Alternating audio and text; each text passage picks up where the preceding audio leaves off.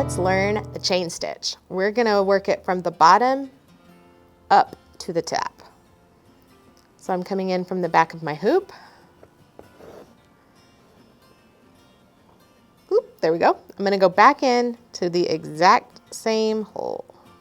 This first time it's a little tricky because, okay, I missed it. You don't wanna go through your knot.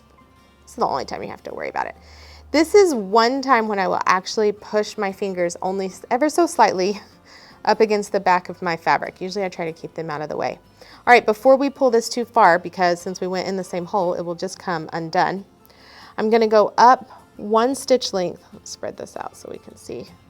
I'm gonna come up 1 stitch length along my line, inside my hoop, my loop. And then now I can pull tight, and we just made our first chain. So that's it. I go back into the same hole. Again, I'm using my fingers just to help get it started pulling through. And I'm gonna come up 1 stitch length and pull.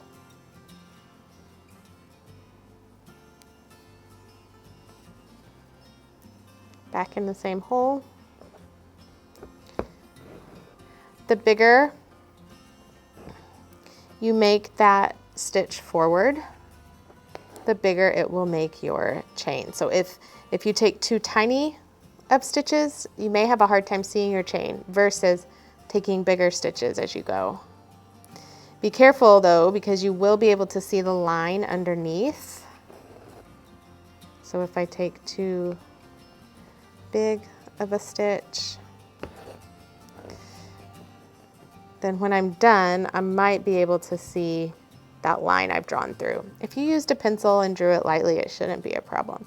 But if you used a fabric marker, you might still see it. So I don't always leave such a huge loop once I get started. I'll just kind of hold it up at the top out of the way with my thumb before I pull it.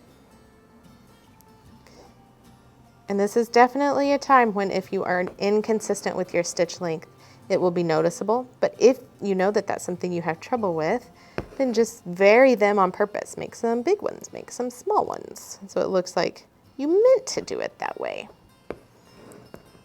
We're gonna take one more.